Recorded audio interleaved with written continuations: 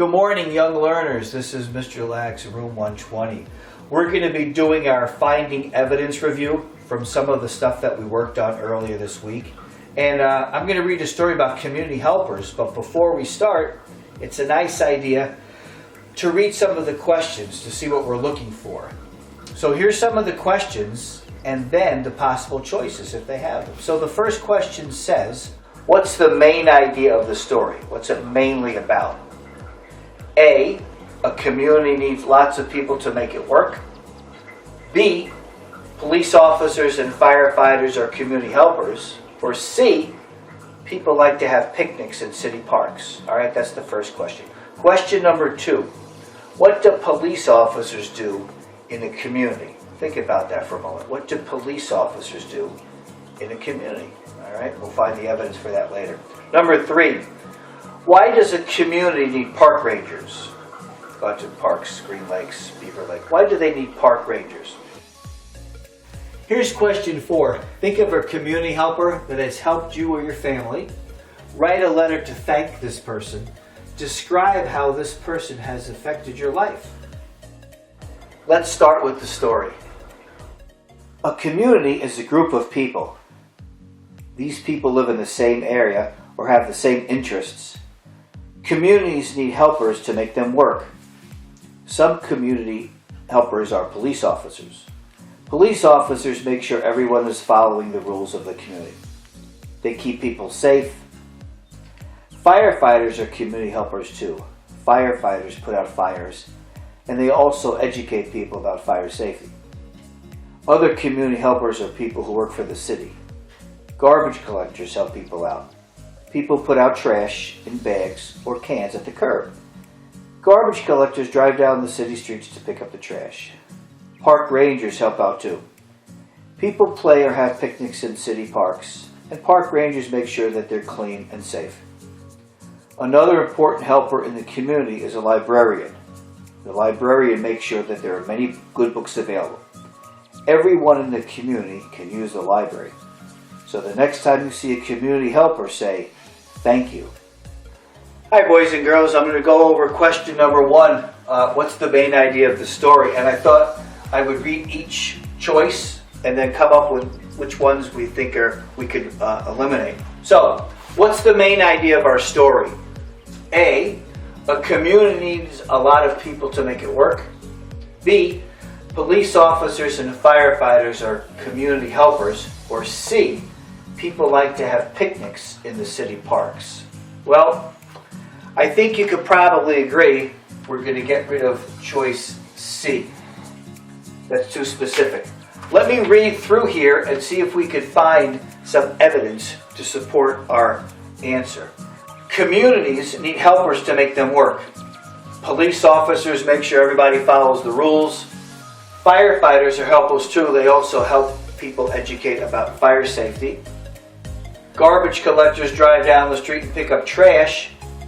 Park rangers keep the park clean, and they also make sure things are working well. Librarians are helpful because they give people a chance to read. So if I think of choice A and B, even though police officers and firefighters are community helpers, I think the best choice is the first one, letter A. A community needs a lot of people to make it work. So I think that's the best choice for question number 1, letter A. Here's question number 2. What do police officers do in a community? Let's find the evidence. Some important community helpers are police officers. Police officers make sure everyone is following the rules of the community. They're keeping people safe. So here's our answer. Police officers make sure everyone is following the rules and staying safe. Question number 3. Why does a community need park rangers? Let's see if we could find the evidence in our paragraph. Right here. Park rangers help out too. People play or have picnics in city parks, and park rangers make sure the parks are clean and safe. So, our answer. Why does a community need park rangers? We need park rangers so the parks are clean and safe to play and to have picnics. Here's question 4. Think of a community helper that has helped you or your family. Write a letter to thank this person. Describe how this person has affected your life. And here's my answer. I'd like to thank the garbage collectors. These people take my trash out every Friday morning. They do a wonderful job helping the community and keep the streets clean. Now you think of an answer and share it with somebody that you live with. And that was our Finding Evidence review. Section 2 is coming up soon.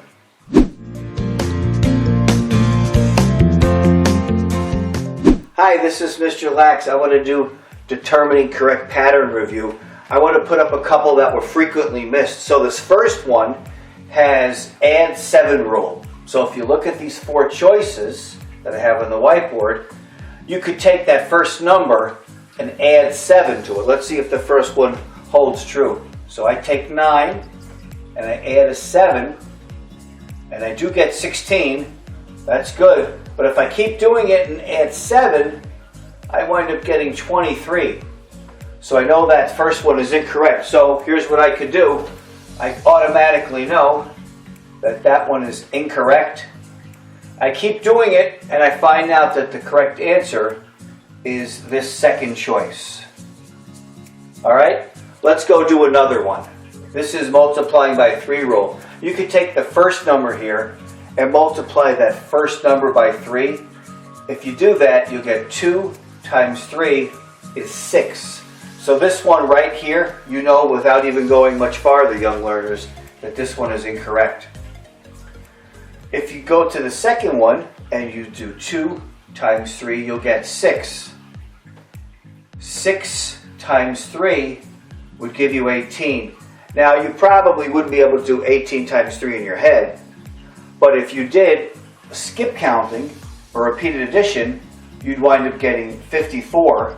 And if you did 54, that number, 3 times, you'd get this number. This one here looks like it's appealing, but this is just skip counting by 3s. So this one is incorrect also.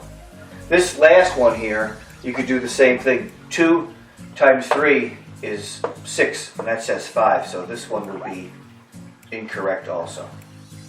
Let's go do another one. This is a different type of multiplying. This one is by 2, multiplied by 2. So we take the first number and we multiply it by 2, and we see if it gives us the second number. So in this case, 1 times 2 is 2. Roger that. 2 times 2 is 4. 4 times 2, say it with me, is 8.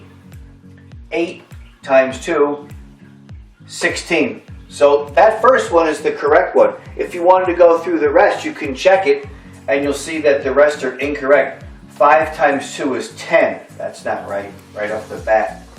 1 times 2 is 2, but 2 times 2 should be 4, so that one is incorrect. 3 times 2, should be 6. That says 7.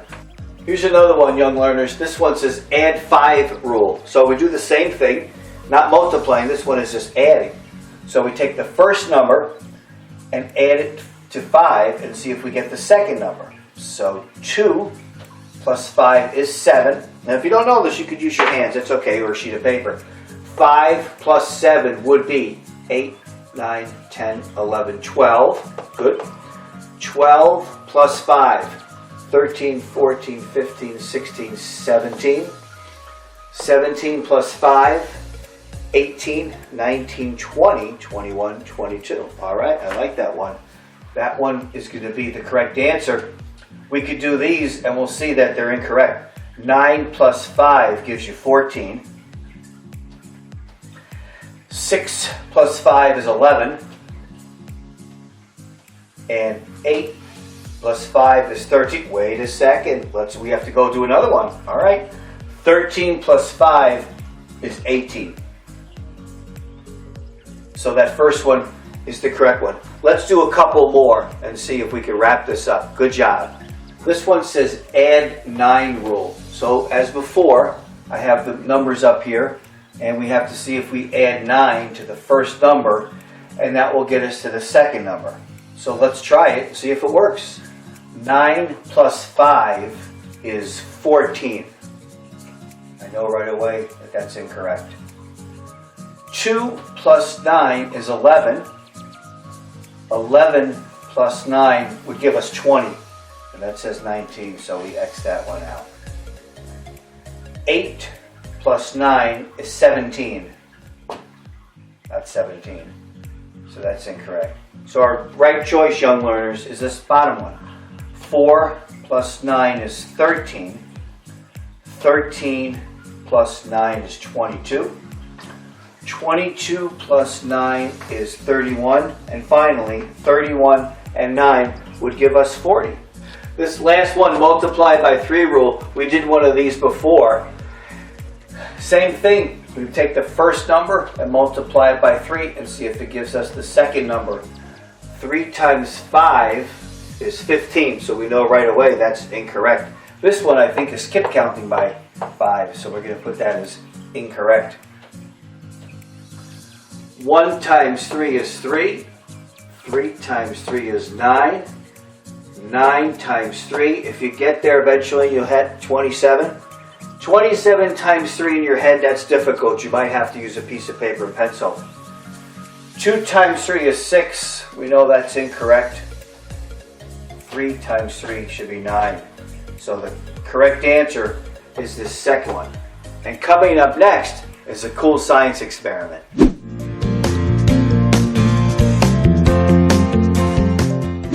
Density is the number of particles packed in a certain space. So the more dense something is, the tighter the particles are packed together. All you need is a glass, water, cooking oil, syrup, a ping pong ball, bottle cap, a fishing hook, and a grape. Start by filling the glass a third of the way with water. Then pour in about 2 inches of syrup. Lastly, pour in some oil. Then slowly add your hook, grape, bottle cap, ping pong ball in that order. Then see where they fall.